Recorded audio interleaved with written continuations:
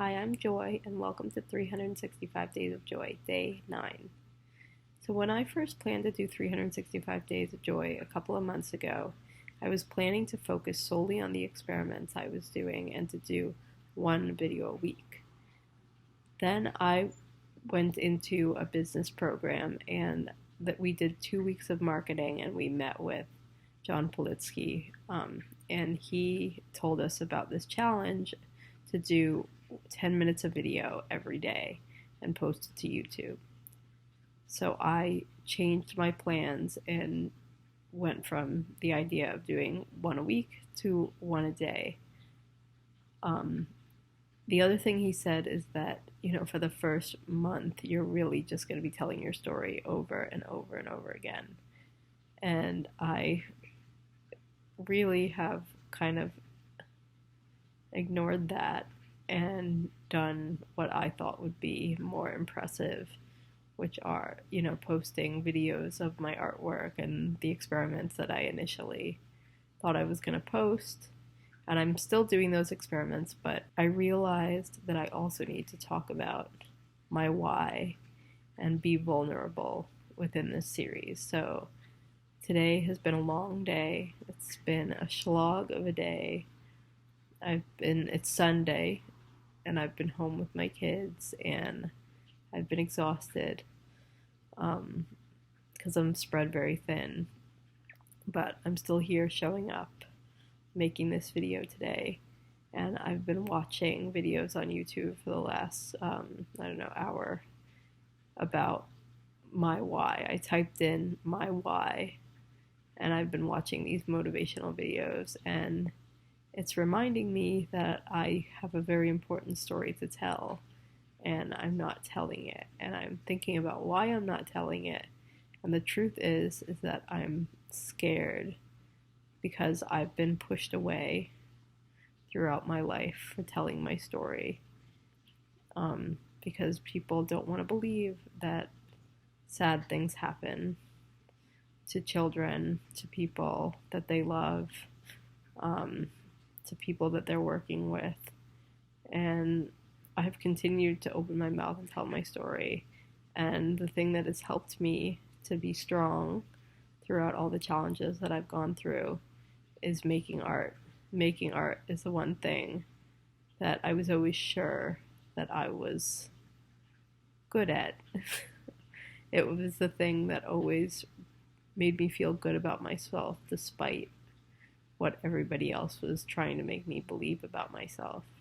As a kid, I would draw every day, and I would excitedly go to show my parents, and they would laugh at me, and they would point at the drawing, and they would come up with a disease for the frog I drew or the person I drew, and they would laugh all the time. I honestly can only remember one time or something nice was said about something I made.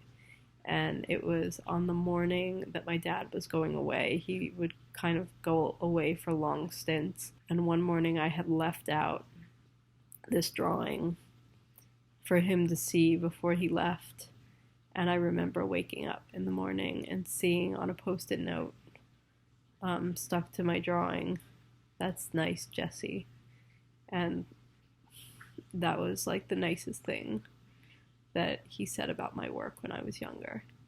And somehow I never stopped making. I never stopped drawing. It was the thing that kept me going. It was the thing that helped me dream of something beyond what I was being shown as a kid. I grew up in a very challenging environment, a very abusive environment, and the message that was being sent to me with every action, every word, every inaction was that I'm not worth it. I'm not lovable. And I'm sure there was some, positive interactions too, but they were by far and large, like really negative experiences that I was having. But drawing is what kept me going. Making art is what kept me going. I like to tell people that making art became a way for me to dream of something beyond what I was being shown was possible for me. It helped me practice using my imagination so that I can imagine something other than what was being shown to me. And so I like to say that I threw an anchor to a positive outcome of my life, and I was able to hold on to that anchor through every storm that I have weathered. And making art was that anchor for me.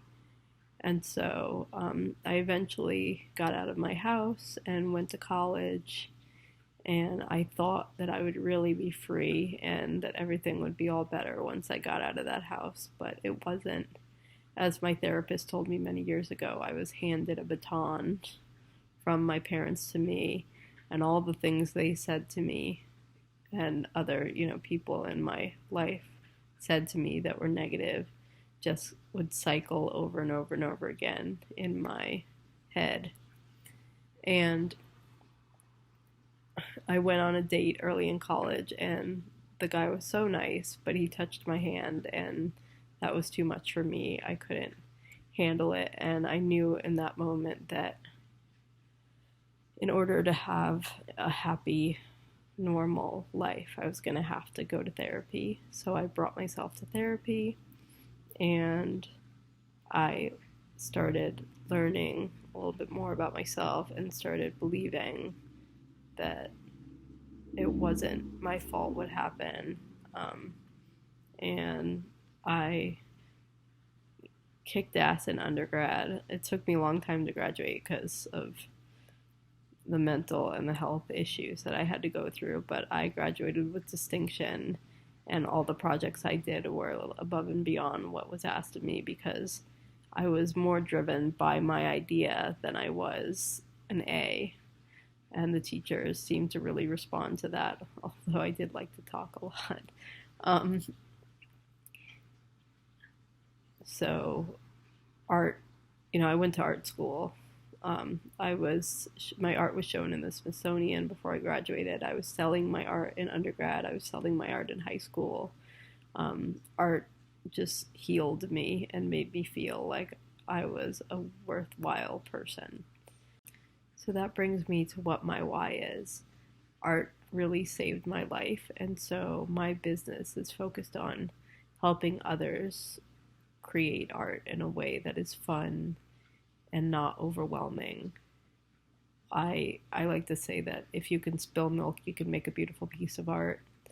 I went from doing photorealistic portraits in high school and college to making abstracts, and I used brushes, and I've tried oil paint and acrylic paint and watercolor, and I loved all of those mediums. But I eventually, in grad school at the University of Michigan, found or developed a medium, a process using ink and water on Yupo paper, where you don't need brushes to create photorealistic paintings, and it's a really playful process, and really anybody can do it. I've had kids do it, I've had older adults do it, I've had people in my studio that have absolutely no creative confidence create things that they couldn't believe that they could create on their first time with this process. And I really believe that I, conquered doing photorealism early so that I can get past it to find this process, and so that I can share it with the world and help other people do it. I've used this process to make paintings that have gone in museums and galleries, and I've sold many paintings using this process.